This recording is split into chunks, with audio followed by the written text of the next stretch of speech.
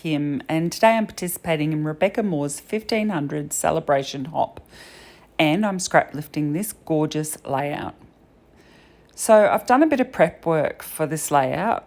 I have got the background paper, so instead of a plain cardstock, I have got a white paper with a black dot on it, and those black dots represent the sequins that Rebecca used on her layout, because I'm not actually going to use sequins on this layout. I have gone with the hexagons that were in the middle of the layout, but I am using two photos. I'm using photos of my teenage son's first day of school this year, and I've gone with two because I had to, a full length and a closer up one. I really wanted to use both. And then I'm using a selection of hexagons cut from pattern papers. So the pattern papers and embellishments that I'm using are from the Hip Kit Club, and I think it is the September kit. It's got a mixture of back to school theme and sort of general life theme papers and embellishments. So I've picked out the back to school theme stuff from that kit, and I am using it. So there's the large blue triangle is sort of like a ledger papery calculator sort of paper, and then there's that blue denim, a green random number paper that I'm using with the photos that I have used hexagon dies to cut those various shapes out.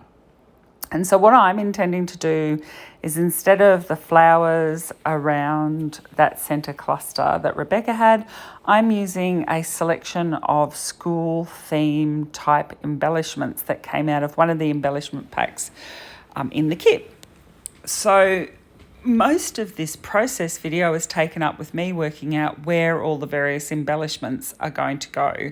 The thing with this sort of layout is, I think, to get it to work, you really need to have good balance in colour and the flow of the embellishments, so that the layout looks balanced and not lopsided, and also so that the photos still show up and we're not overwhelming the photos. So I started laying it out, then realised it was really annoying me that the hexagons were moving around, and I've decided, well, since I'm lifting a layout, I know where things are going to go with regards to the photos and the hexagons pattern papers. So I've decided to stick all of that down, because it'll make it much easier for me to then move the embellishments around if I'm not worried about the photo and pattern papers moving. So I'm just making sure everything's square, straight, because I don't want these pieces to be crooked. So I've just been using my T-square ruler there to make sure that they are straight. I did sand all the edges of the photo. Oh, sorry, not sand. I used my distresser to lightly distress all the edges of the pattern paper, hexagons, and my photos, just to rough them up a little bit. So now that all of those pattern paper pieces are stuck down, so I've used a selection of craft foam sheets and glue to stick those items down. So the pattern papers were all stuck down with glue, and the photos were popped up on foam tape. So now I'm just getting the various embellishments and starting to layer them around the pattern papers and photo cluster, and trying to work out how to get the balance right, so what items I want to include and how I'm going to make them work. So there's lots of different elements. There's a globe and a calculator and a notebook and an apple that is sort of curling around on the left-hand top side. Then at the moment there's a light bulb and an iPod or a phone, and the title in the sort of top right-hand section. That's all going to change. The left side's pretty stable. I don't really move that around. I really like how that cluster has worked, though I will tuck the globe in underneath that photo so that it's not overwhelming the photo. But I take a bit of time to move around what's in that top right corner. And then in the bottom right corner, the title, another subtitle, and the little game box, Xbox controller stay in that spot, but I end up moving the light bulb down. I think it stays next to the title. And then I'm just faffing to find the right item to fit underneath the two photos. I like that apple at the top. And then I've got an apple and I've got a little maths triangle thing. But I end up going with a stack of books that I put in underneath the photos. So it's quite hidden.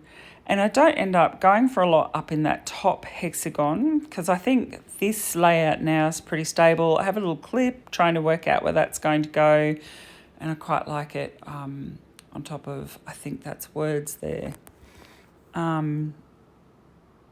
Yes, on top of the first day words. So you've got first day and then 12 because he's in grade 12 and E equals MC squared.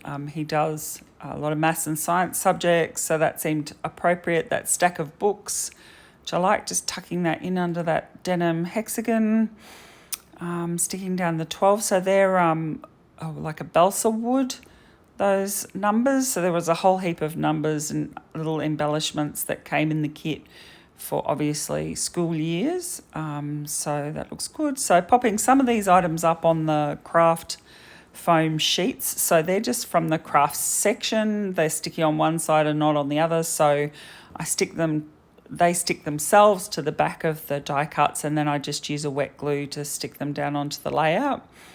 After trying lots of different things, this is my preferred way of giving dimension to my layout because it's very, very light. And I have tried chipboard offcuts and stuff, but they can make the layout very, very heavy. So this craft foam is fantastic. So just sticking down all of these items. And then once all that's stuck down, which I think it's getting pretty close now, I just do hold it for a little bit to make sure that the glue grabs and that they all stay where they're meant to and don't shift around.